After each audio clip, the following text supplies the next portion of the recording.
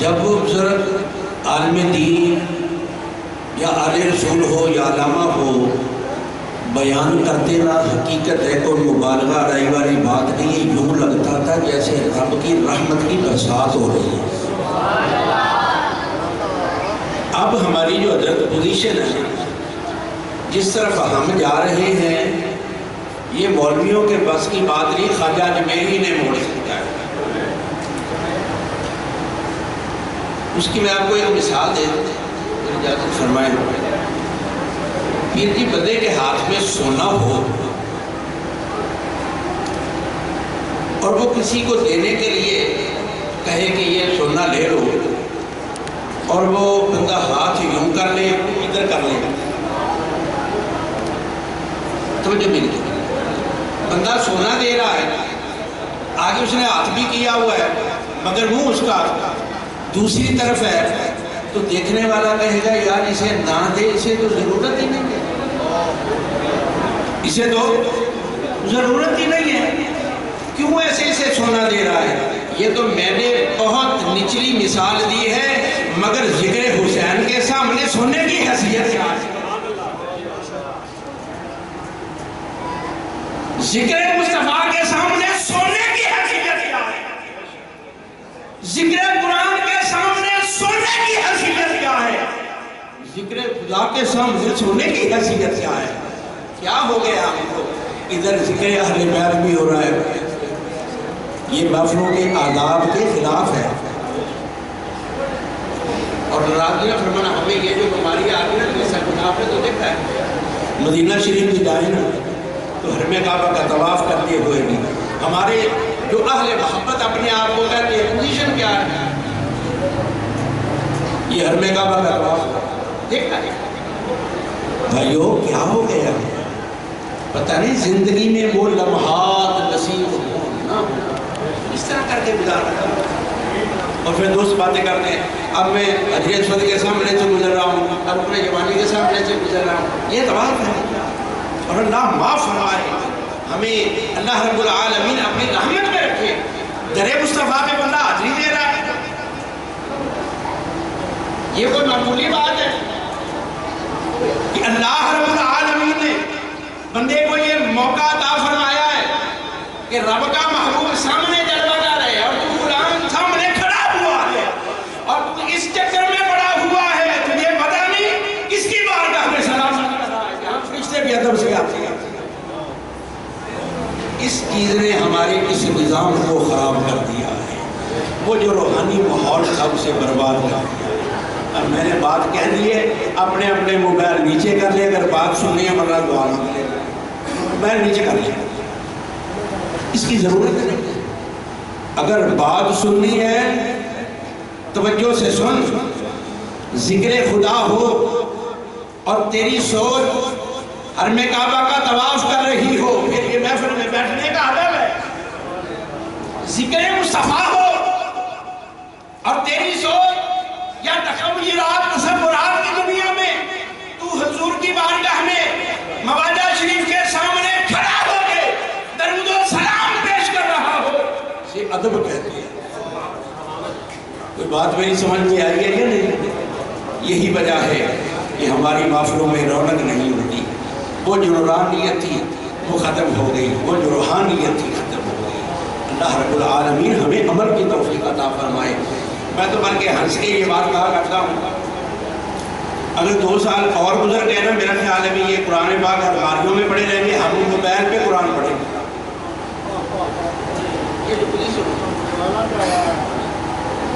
بچوں کے پاس موبائل ہوں گے، ماشاءاللہ استاد صاحب کے پاس بھی ہوں گے پھر۔ اور افسوس والی بات ہے کیسے لمحات آ گئے کہ ادھر بچہ قرآن پاک سنا رہے ہیں یا حدیث پاک استاد محترم پڑھا رہے ہیں،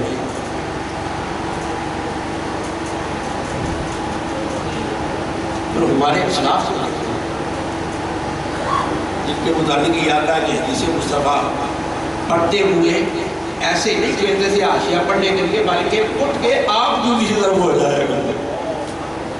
یہ ادب سکھایا، ہمارا مسلک ادب والوں کا مسلک ہے۔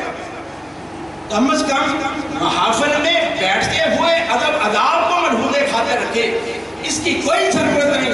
اللہ کا فرمان ہے تو دل میں بٹھا، رسول اللہ کا فرمان ہے تو اسے دل میں لکھ۔ آج ہمارے عالم دین نے اللہ کا یہ فرمان سنایا ہے، اپنی جھولی میں ڈال کے جا، گھر میں بیٹھ کے کم از کم اپنے بچوں کو بھی بتا، میں آج اللہ کا فرمان سن کے آیا ہوں، میں رسول اللہ کا فرمان سن کے آیا ہوں۔ پھر تو یہ معافروں کا فائدہ بھی ہے، ورنہ ادھر مولوی صاحب سبحان اللہ، ادھر آپ سبحان اللہ، پھر ماشاءاللہ ساری محفل سبحان اللہ، ناراض تو نہیں ہو گئے؟ اب آپ بڑی اونچی آواز میں دندے پاک محبت سے، پیار سے، خشوع اور خضوع سے پھر چند باتیں کر کے شاہ صاحب سے دعا منگائیں گے، پھر اللہ رب العالمین ہماری خالی جھولیاں رحمت سے بھر دے۔ درود پاک پڑھیں۔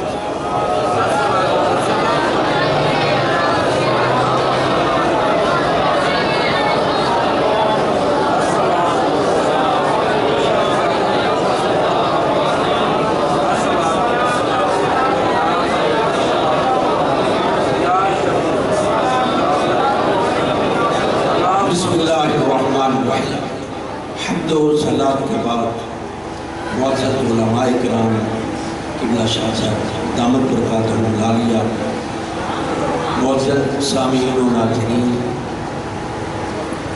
اللہ رب العالمین کا ہم پہ فضل ہے کہ آج ہم اس کا ذکر، اس کے رسول کا ذکر، اہل بیت کا ذکر، اصحاب رسول کا ذکر، عظمت قرآن سننے کے لیے جمع ہے۔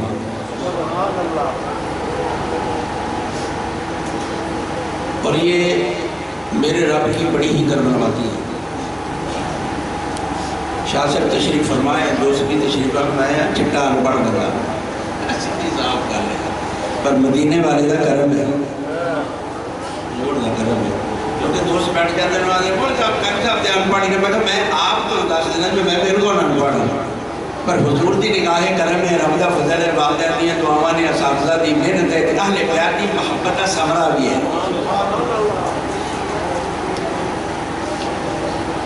اللہ رب العالمین ارشاد فرما رہا ہے، وَعَلَّمَكَ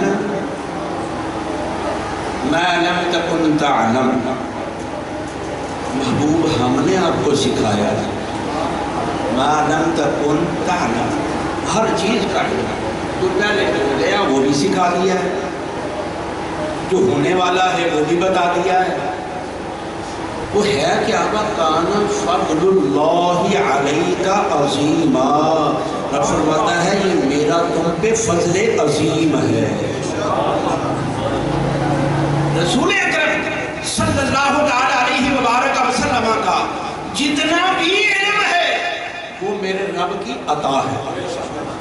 بس جب یہ عقیدہ ذہن میں ہو کہ یہ حضور کا علم اللہ کی عطا ہے، سوال کرنے والے اپنے اپنے گھر میں خود بخود چلے جائیں۔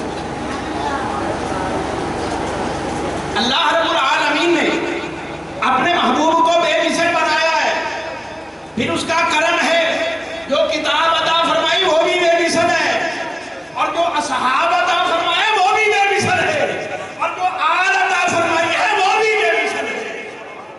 اور یہ ہم پہ اس کا کرم ہے، فضل ہے کہ ہمیں امت محمدیہ میں تخلیق فرمایا ہے۔ میں یہ کہا کرتا ہوں کہ بندہ ساری زندگی اللہ کی بارگاہ میں سر سجود رہے تو یہ شکریہ بھی ادا نہیں ہو سکتا کہ اللہ نے حضور کا ہمیں امتی بنایا ہے۔ بات میں نے یہ کہی ہے کہ اللہ فرماتا ہے ہم نے آپ کو سکھایا، ٹھیک ہے نہیں ہے؟ جو علم اللہ نے اپنے محبوب کو عطا فرمایا ہے وہ علم کیا ہے؟ توجہ فرمائیں، کیا وہ انگلش کا علم ہے جس کا اللہ ذکر کرنے لگا؟ انگریزی ہے، ہم نے اسے علم سمجھ رکھا ہے۔ انگریزی علم نہیں، انگریزی زبان ہے۔ بتانا میں نے یہ ہے کہ تعلیم کسے کہتے ہیں، علم کیا ہے۔ اللہ فرماتا ہے ہم نے آپ کو سکھایا ہے، اور میرا فضل عظیم ہے جو اللہ نے اپنے محبوب کو سکھایا ہے وہ ہے کیا؟ قرآن پاک پڑھتے ہیں، بسم اللہ الرحمن الرحیم،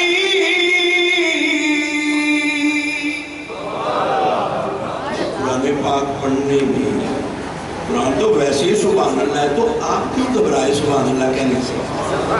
دوسری بات سمجھیں، میں نے کبھی اس لیے نہیں کہا کہ آپ سبحان اللہ کہا کریں، جو دوست صاحب آپ کہہ دیتے ہیں یہ ذوق ہوتا ہے، ایسے ہے، یہ داد ملتی ہے، میں کہتا ہوں داد کی ضرورت نہیں، سبحان اللہ اس لیے کہے کہ تو سبحان اللہ کہے، اس کا دریائے رحمت جوش میں آ جائے، وہ تجھے گناہوں سے پاک فرما دے، اس لیے سبحان اللہ۔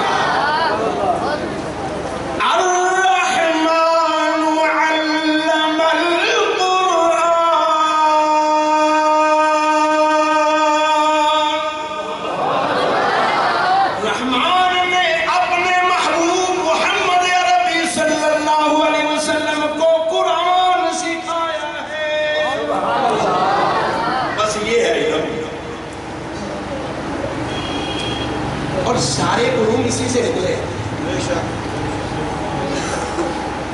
سارے علوم، مگر ہے بھئی تفکرون فی خلق السماوات والارض، ہم صرف قرآن پاک پڑھنے جا رہے ہیں، اللہ فرماتا ہے اس میں تفکر بھی کر، خیال بھی کر، جب تفکر کرے گا، میں نے پڑھا ہے تفسیر میں، بندہ وہی ہے جو زمین و آسمان میں اللہ نے جو بنایا ہے اس میں تفکر کرے، اسے ماہر فلکیات کہتے ہیں، اسے ماہر فلکیات کہتے ہیں، مگر یہ قرآن سے باہر نہیں ہے، ہر علم قرآن میں ہے، کیوں اللہ رب العالمین خود ارشاد فرماتا ہے وَنَزَّلْنَا عَلَيْكَ الْكِتَابَ تِبْيَانًا لِكُلِّ شَيْءٍ، ہر چیز کا ہم نے ذکر قرآن میں کر دیا ہے، اللہ اکبر، چاہے وہ خشک چیز ہے اس کا ذکر بھی کر دیا ہے، وہ تر چیز ہے اس کا ذکر بھی کر دیا ہے، اللہ فرماتا ہے ہم نے اپنے محبوب کو قرآن سکھایا ہے، اور قرآن میں ہر بات کا علم ہے، ہر چیز کا ذکر ہے، کون سا ایسا علم ہے جو میرے نبی سے مخفی ہے؟ یہ بڑی بات ہے، کیوں اہل بیت کا ذکر ہو تو یہ نسبت رسول کے صدقے ہوتی ہے، اصحاب رسول کا ذکر ہو نسبت رسول کی وجہ سے یہ اونچے ہیں، تو جس کی نسبت نے اتنے لوگوں کو اونچا کر دیا ہے وہ محمد عربی کتنا اونچا ہے، نہیں ایسے سبحان اللہ آپ کو کہنی پڑے گی، کیونکہ جس کو جو ملا ہے، کیونکہ میرے آقا صلی اللہ تعالیٰ علیہ وسلم وجہ تخلیق کائنات ہے، اگر حضور نہ ہوتے زمین نہ ہوتی، میرے آقا نہ ہوتے آسمان نہ ہوتا، کائنات کی کوئی چیز نہ ہوتی، حضور وجہ تخلیق کائنات ہے، اگر میرے آقا ہیں تو ابو بکر ہے، اگر میرے آقا ہے تو عمر فاروق ہے، اگر میرے آقا ہے تو حضرت عثمان غنی ہے، میرے آقا ہے تو حضرت علی ہے، میرے آقا ہے تو حسنین کریمین ہے، میرے آقا ہے تو بلال حبشی ہے، یار اللہ اکبر اللہ اکبر۔ اللہ نے اپنے محبوب کو کیا سکھایا ہے؟ اللہ فرماتا ہے کہ میرا بہت بڑا فضل ہے، اور جسے اللہ قرآن پڑھنے کی دولت عطا فرماتا ہے سمجھ لو حضور کے صدقے اللہ کا اس میں بھی فضل ہے۔ اب طالب علم تم تو مجھے بات سے کہو سبحان اللہ، اگر مصیبت ہے ہم تو استاد کے بیٹھے ہوئے نہیں پڑھتے سامنے قرآن سبحان اللہ کہنا مشکل ہو گیا۔ اللہ نے کیا اپنے محبوب کو قرآن سکھایا ہے، یہ ہے علم۔ اگر اپنے بچے کو پروفیسر بنانا چاہتا ہے، انجینئر بنانا چاہتا ہے، ماہر فلکیات بنانا چاہتا ہے، پہلے اس کی جھولی میں قرآن رکھ تاکہ اس کی برکت سے یہ ماہر فلکیات بنے۔ اب پوزیشن کیا چاہتی ہے ماشاءاللہ، دیکھو آپ کا سنتے رہتے آپ نے پیوی ہے، اللہ اکبر۔ صاحب جی نے لوگوں کی تقدیر بدلنے کے لیے اسمبلی میں جانا ہے، آتی بولو اللہ کی، اس لیے میں بات کر رہا ہوں کہ اصل علم ہے قرآن، اپنے بچوں کو قرآن سکھاؤ، اور اس کے بارے میں رسول اللہ صلی اللہ علیہ وسلم نے فرمایا میرے سے ابا بندے نے دنیا سے چلے جانا ہے، تین چیزیں ہیں جو باقی رہتی ہیں، وہ قبر میں ہے اور اس کا نفع اسے ملتا رہے گا، یا رسول اللہ علیہ السلام کون کون سی وہ چیزیں ہیں؟ فرمایا ایک ہے صدقہ جاریہ، ایک ہے صدقہ جاریہ، مسجد بنائی ہے، یہ مجھے صاحب لائے، اور اس انجمن والے دوست احباب کو بھی سلام کہ اللہ نے ان کی قسمت میں یہ لکھ دیا ہے چلو یہ صدقہ جاریہ ہمارا کام تو کر دے رہا۔ دوسرا ہے علم نافع، کسی کو پڑھا دینا پھر آگے سلسلہ چلتا رہے۔ اور میرے آقا کا یہ فرمان، اس میں کتنی برکتیں ہیں، میں اللہ قاری صاحب آپ کو بتاتا ہوں۔ یہ پنچا کا ہے نا پیرو والا، وہاں میں گیا، میں نے کہا یار طالب علموں کا وزٹ کرتے ہیں دیکھتے ہیں۔ ایک صاحب وہ پیچھے بیٹھے ہوئے تھے پڑھا رہے تھے، وہ اٹھ کے آ گیا، میں تو ایسے دیکھ رہا تھا، انہوں نے آ کے میرے ڈاکٹروں کو ہاتھ لگا کے سلام کیا، ہاتھ بھی چومے۔ میں نے کہا شاید محبت سے ویسے، میں نے کہنے لگا جی تھی میں نے پہچانے یا نہیں؟ میں کہا میں نہیں پہچانا۔ میں نے کہنے لگا جی میں تھوڑے شاگرد دا شاگرد میری آنکھوں میں آنسو آ گئے۔ میں نے کہا یا رسول اللہ علیہ السلام، قبر میں تو جو ملنا ملنا تو دنیا میں عزتیں مل رہی ہیں۔ یہ ایسا کام ہے جس کے متعلق رسول اللہ صلی اللہ علیہ وسلم نے فرمایا خیرکم من تعلم القرآن وعلمہ، بہتر وہی ہے، ہم سمجھتے ہیں بہتر وہ ہے جو کسی منصب والی کرسی پہ بیٹھ جائے یا کسی کوئی عہدہ مل جائے۔ میرے آقا نے اس کے متعلق نہیں فرمایا، فرمایا سب سے بڑا عہدہ، سب سے بڑا اونچا منصب یہ ہے کہ میرا غلام ہو، قاری قرآن ہو، وہ بیٹھ کے پڑھاتا رہے، لوگ پڑھتے رہے، سب سے اچھا بندہ ہی وہ ہے۔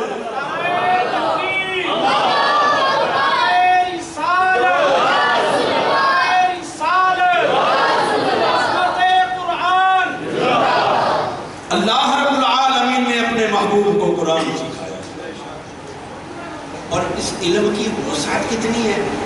ہم تو الجھ کے بیٹھ جاتے ہیں، ایسے نہیں دیوار ہے، وہ مکان ہے، یہ ایسے ہے، وہ ایسے ویسے والے چکر میں پڑھنے کی ضرورت نہیں۔ اللہ نے میرے نبی کو بڑی شان دی، خود فرماتا ہے وَعَلَّمَكَ مَا لَمْ تَكُنْ تَعْلَمْ وَكَانَ فَضْلُ اللَّهِ عَلَيْكَ عَظِيمًا۔ محبوب جو آپ نہ جانتے تھے ہم نے آپ کو سکھا دیا ہے۔ عطا فرمانے والا فرماتا ہے یہ میرا فضل عظیم ہے، تجھے کیا پریشانی ہے کہ تو کہے نبی کے پاس یہ علم نہیں، یہ نہیں، وہ نہیں، کیوں ایسے وہ کرتا ہے؟ کلمہ نہیں پڑھا رسول اللہ کا صلی اللہ علیہ وسلم۔ میرے آقا کا علم دے صحابہ فرماتے حضور تشریف لائے، سرکار نے فرمایا دیکھ رہے ہو یا رسول اللہ علیہ السلام دیکھو، آپ کے ہاتھ میں دو کتابیں ہیں، ایک دائیں ہاتھ میں ایک بائیں ہاتھ میں۔ سرکار نے فرمایا جو دائیں ہاتھ میں ہے نا اس میں جنتی لوگوں کے نام ہیں، اس میں جنتی لوگوں کے نام ہیں، اور جو سب کے آخر میں جنت میں جائے گا میں اس کا نام بھی جانتا ہوں، اس کے باپ کا نام بھی جانتا ہوں۔ اور جو میرے بائیں ہاتھ میں کتاب ہے اس میں جنتیوں کے نام میں جانتا ہوں کس کس نے جنت میں جانا ہے۔ بڑا اپنے آپ کو فلاسفر سمجھنے والا فلسفہ یا ادھر ادھر سائنسدان بھی ہو چاہے سیاستدان بھی ہو یہ دعویٰ نہیں کر سکتا، مگر کتنی مخلوق ہے میرے آقا بتا رہے ہیں میں جانتا ہوں کون جنتی ہے کون جہنمی ہے۔ ابھی تو بعد میں فیصلے ہوں گے جنتی کون ہے جہنمی کون ہے، مدینے کے تاجدار نے پہلے بتا دیا ہے، میں جانتا ہوں، یہ میرے نبی کا علم ہے صلی اللہ علیہ وسلم۔ اس کی وضاحت چاہتے میں اشارے سے بات کرنا چاہتا ہوں۔ یہ تو حدیث سے یہ بات ہے نا کہ ایک بنی اسرائیل کا بندہ 99 آدمیوں کا قاتل ہے۔ اب اس نے کسی سے پوچھا مسئلہ، میں اس سے نہیں جاتا، پوچھا اس نے کر لو تو 99 آدمیوں کا قاتل ہے تو کیسے بخشا جائے گا؟ اس نے کہا چلو پھر بخشش تو ہے ہی نہیں، تیرا بھی کام کر دیتے ہیں، 100 آدمیوں کا قاتل ہے۔ اب اس کے دل میں یہ فکر ہے کہ میں نے اللہ کی بارگاہ میں حاضر ہونا ہے، پوچھا تو جائے گا نا، چاہے پیر ہو فقیر ہو مولوی ہو چاہے ہے میں ہوں، پوچھا جائے گا کیسے زندگی گزاری تھی، مال کہاں سے لیا تھا، کیسے خرچ کیا ہے۔ دل میں خوف ہے کہ اللہ کی بارگاہ میں میری آخری ہوگی، پوچھا جائے گا۔ اس کے دل میں یہ خوف آیا چلو کوئی سبب بن جائے، میری بخشش ہو جائے۔ کسی نے اسے بتایا وہ اللہ والوں کی بستی ہے، اس بستی میں چلا جا، یار تیرا کوئی نہ کوئی سبب ضرور بن جائے۔ وہ چلا گیا، راستے میں تھکاوٹ کی بنا پر یا بخار آنے کے سبب اس کی موت واقع ہو گئی۔ آسمان سے فرشتے آئے ہیں، جنت میں لے جانے والے بھی آئے ہیں اور جہنم میں لے جانے والے بھی آئے ہیں۔ بندہ کس کا ہے؟ بنی اسرائیل کا۔ بندہ کس کا ہے؟ بنی اسرائیل کا۔ پتہ نہیں کتنے سینکڑوں سال پہلے کی بات ہے۔ تو حضور فرما رہے ہیں پھر وہ آپس میں جھگڑنے لگے، جنت والے کہنے لگے ہم لے کے جائیں گے، جہنم والے کہنے لگے ہم لے کے جائیں گے۔ آپس میں تنازع کرتے کرتے کہا یار ہم کیوں لڑتے ہیں، بندہ اللہ کا ہے، اس سے پوچھ لیتے ہیں وہ کیا چاہتا ہے۔ یہ حدیث طیبہ تو ہے، اگر بات ہے پہلے کی، ذرا امام سے بتانا یہ بتایا کس نے، یہ بتایا کس نے، بس سوچنا یہ ہے علم سے بتایا ہے یا بغیر علم کے علم سے بتایا۔ پھر مان کہ اللہ نے میرے نبی کو بڑی شان بخشی ہے، حضور کا وفادار بن کے رہ، حضور کے ناموس کا تحفظ کرنے والا بن کے رہ۔ حضور کی وفاداری میں زندگی گزر گئی، سمجھ لے تیری زندگی بھی حیات ہے اور تیری موت بھی حیات ہے۔ اگر تیرے دل میں محبت رسول والا چراغ بجھ گیا، تیری زندگی بھی موت ہے، پھر موت کے بعد بھی تجھے موت ہے۔ یہ اب فیصلہ نہیں ہوگا، یہ بعد میں فیصلہ ہوگا۔ کیسے؟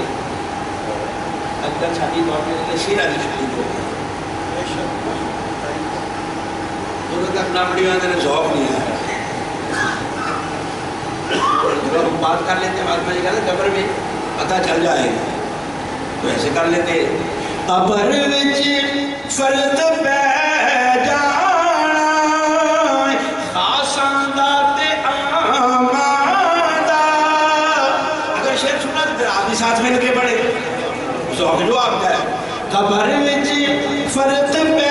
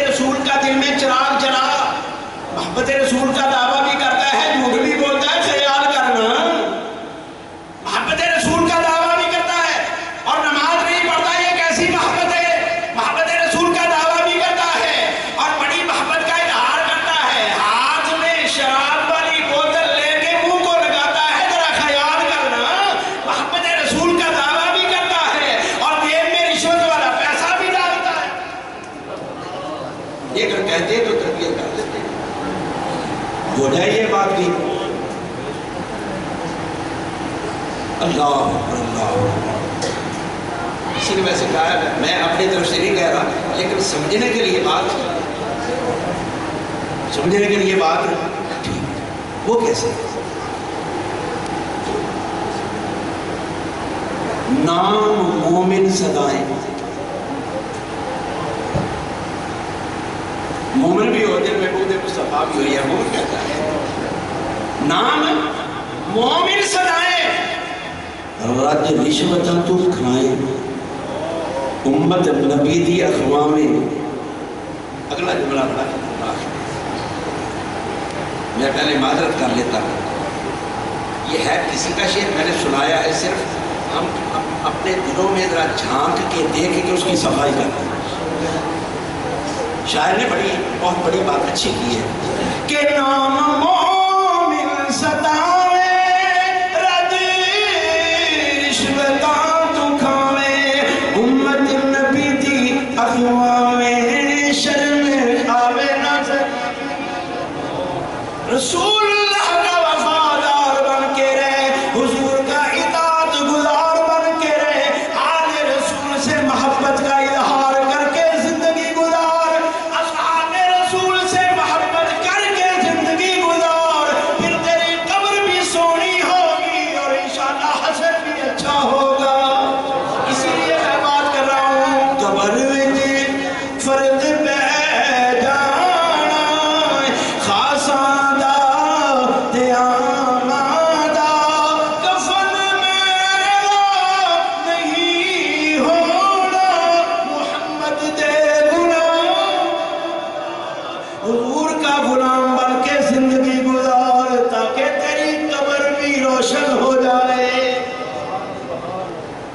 عمل کی توفیق عطا فرمائے۔ بات میں یہ کر رہا تھا کہ وہ گیا ہے، فرشتے جگڑ بھی رہے ہیں، حضور بتا بھی رہے ہیں، پھر اللہ نے کیا فرمایا؟ فرشتوں ایسے کرو، زمین ناپ لو، جہاں سے یہ چلا تھا نا وہاں سے ناپنا شروع کر دو، اگر نصف سے آگے گزر گیا ہے تو جنت والوں تم لے جانا، اگر نصف سے پیچھے ہے اب جنت والوں تم لے جانا۔ اب زمین ناپنا شروع کر دی، حضور فرماتے ہیں ایک فرشتہ ابھی پیچھے تھا، ایک فرشتہ پیچھے تھا۔ سب دوست کہتے ہیں، ایسے کہتے ہیں 40 سال کے بعد نبوت ملی، میں کہتا ہوں نبوت کی باتیں تو بات کی ہے، ذرا خیال تو کر، میرے آقا بتا کیا رہے ہیں۔ اللہ نے اپنے محبوب کو یہ شان بخشا ہے، اللہ ہمیں سمجھنے کی توفیق عطا فرمائے۔ حضور بتا رہے ہیں ایک فرشتہ ابھی وہ بنی اسرائیل کا بندہ پیچھے تھا، تو ہوا کیا؟ میرے رب نے زمین سے فرمایا تو سکڑ جانا، یہ اللہ والوں کے پاس جا رہا۔ اب یہاں ایک پیار والا جملہ بھی آپ کی گولی میں ڈال دو،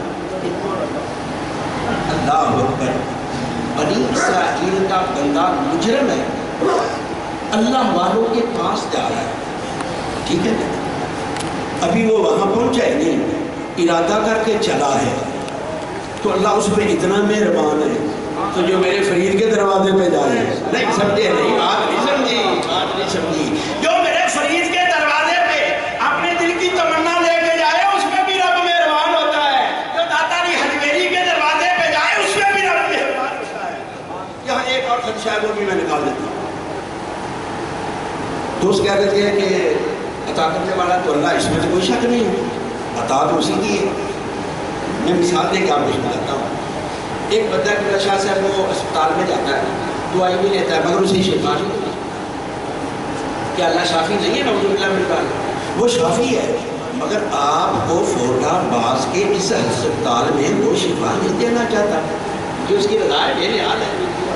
اگر بندہ بہاولپور چلا جائے، وہاں سے دعائی لے، اس کو شفا نہیں ملتی، اس کا یہ مقصد نہیں ہے نعوذ باللہ من ذالک اللہ شافی نہیں ہے، وہ شافی ہے، وہ شفا کا فرمانے والا ہے، مگر اس کی رضا ہے وہ تجھے بہاولپور کے ہسپتال سے یا میڈیکل اسٹور کی دوائی سے تجھے شفا نہیں دینا چاہتا، یہ اس کی مرضی ہے۔ میں آگے بات کو لمبا نہیں کرنا چاہتا، بات سمجھانے کے لیے عطا اللہ کی ہے، خالق اللہ ہے، مالک اللہ ہے، رازق اللہ ہے، ہر چیز کا عطا فرمانے والا اللہ ہے، مگر کسی پہ وہ مہربان ہو جائے تو ماں کی دعا سے عطا فرما دیتا ہے، کسی پہ وہ مہربان ہو جائے تو شاہ صاحب کی دعا سے مہربان ہو جاتا ہے۔ دیتا وہی ہے، کسی کو فرید کے دروازے پہ بلا کے دیتا ہے، کسی کو داتا علی حجویری کے دروازے پہ بلا کے دیتا ہے۔ عطا میرے رب کی ہے، جب بندے کا ذہن یہ بن جائے سوالات ہوتے ہی نہیں، ہم نے اپنے مسئلے کو خود نہیں سمجھا۔ اللہ ہمیں سمجھنے کی توفیق عطا فرمائے۔ اب اللہ نے فرمایا ہے ایسے کر دو، زمین کو فرمایا تو سکڑ جا، وہ کتنا مہربان ہے۔ ایسے بھی تو ہو سکتا تھا نا، فرشتوں سے فرماتا کہ یہ میرا بندہ ہے نا نیکوں کے پاس جا رہا ہے، جسے اٹھاؤ اور ایک فرشتہ آگے کر دو، نہیں فرمایا زمین تو سکڑ جا، کیوں؟ اس بندے کی شان یہ ہے میں اس پہ کتنا مہربان ہوں، یہ میرا کتنا محبوب ہو گیا ہے، ابھی وہاں پہنچا نہیں مگر دل میں ارادہ لے کے جا رہا تھا، اسے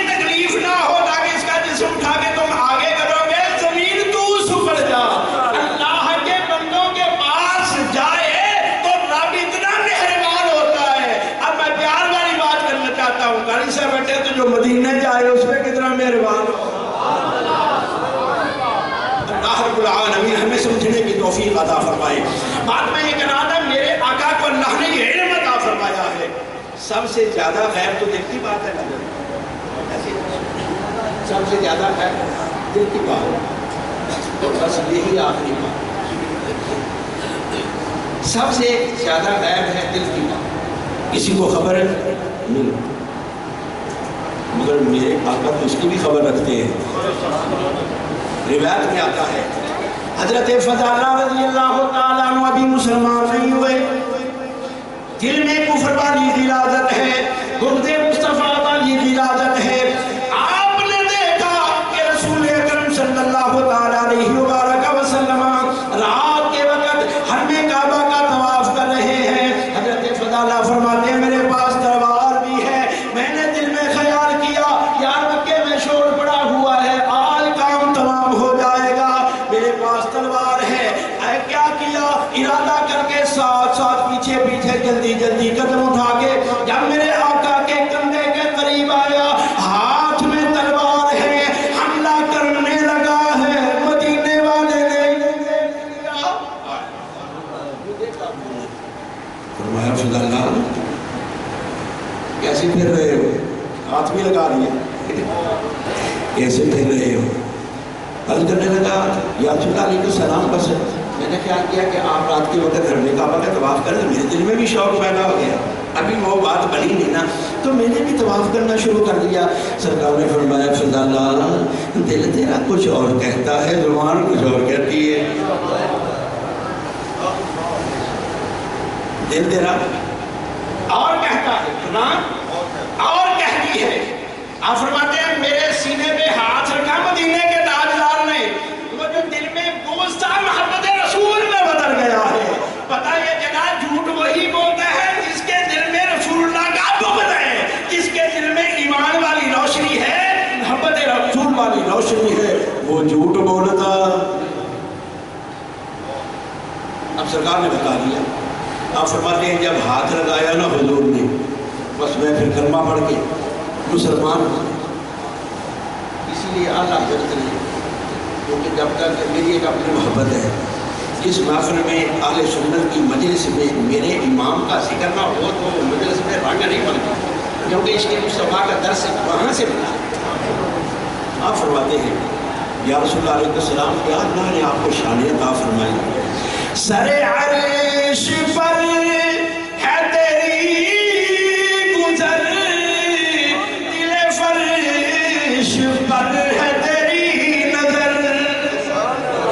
کتاب بنا جو میرے امام کا ہے، امام صاحب دامت برکاتہ علیہ رحمۃ اللہ علیہ، آپ کی تو شان ہے کہ اہل بیت سے اگر اہل سنت والا بندہ پیار نہ کرے وہ بندہ کیسا ہے؟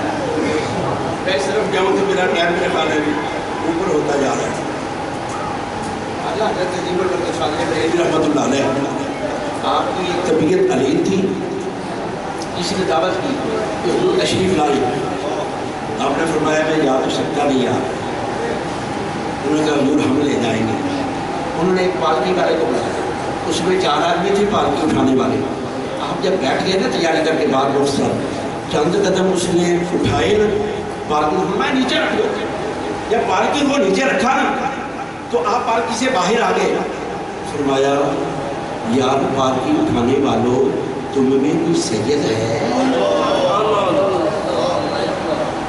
اس سید اس نے نہیں بتایا یار حضرت میں سید ہوں۔ فرمایا کون سید ہے؟ خاموش۔ اس نے قریب ہو کے عرض کی حضور سید میں ہوں، بس مہربانی فرمائیں، ٹھیک ہے میرا یہ کام ہے، میں اپنی محنت کرتا ہوں۔ فرمایا نا اپنی دستار اچھاڑ کے اس کے قدموں میں رکھ دیے۔ جب میدان معاشر قائم ہوگا تو آقا فرمائیں اوے احمد اللہ تو میرے شہزادوں میری آل کے کندھوں پہ سواریاں کرتا رہا ہے۔ آپ نے خود نذرانہ بھی پیش کیا، فرمایا نہیں۔ اس نے کہا حضور میں راضی، فرمایا میں نہیں ایسے مانتا، ایسے کرتے ہیں تو پالکی میں بیٹھ، جتنے قدم تم نے پالکی اٹھائی ہے اتنے قدم میں پالکی اٹھاؤں گا۔ آپ کو دوستوں نے پکڑا ہوا ہے اور پالکی اٹھا کے جا رہے ہیں تاکہ اللہ کا رسول راضی ہو جائے۔ یہ محبت کی ہے میرے امام نے، تو یہ تو حضور کی آل سے محبت ہے، حضور سے کتنی قدر محبت ہو. اسی لیے آپ فرماتے ہیں سارے عرش پر ہے تیری گزر، دل فرش پر ہے تیری نظر، ملکوت و ملک میں کوئی شے نہیں وہ جو تجھے پہ عیاں نہیں. وعلمک ما لم تکن تعلم وکان فضل اللہ علیک عظیما. اللہ رب العالمین ہم سب کو عمل کی توفیق عطا فرمائے. دوستو جس محبت سے بیٹھے میں آپ کا شکریہ بھی ادا کرتا ہوں. آپ کو بھی سکون ملا، میرا بھی کوئی دل ٹھنڈا ہو گیا. کیونکہ شاہ صاحب خطاب کر رہے تھے مجھے غصہ آ رہا تھا بھیا جی آپ ایسے نہیں کرنا چاہیے. توجہ سے بچے بھی ایسے بھاگتے ہیں کبھی ادھر ایسے محفلوں میں نہیں ہونا چاہیے. اور یہ موبائل والی جو چیز ہے اس کی اتنی ضرورت نہیں ہے. ہمارے پاس قرآن بھی ہے، نبی کا فرمان بھی ہے. قرآن پاک سامنے رکھ کے پڑھتے جائیں، آنکھیں بھی ٹھنڈی ہوتی ہیں، آنکھوں کا نور بھی بڑھتا ہے، دل کا سرور بھی بڑھتا ہے.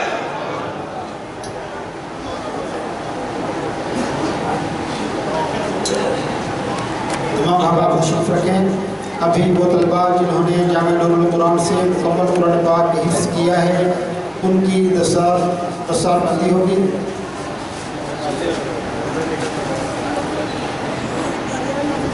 ہے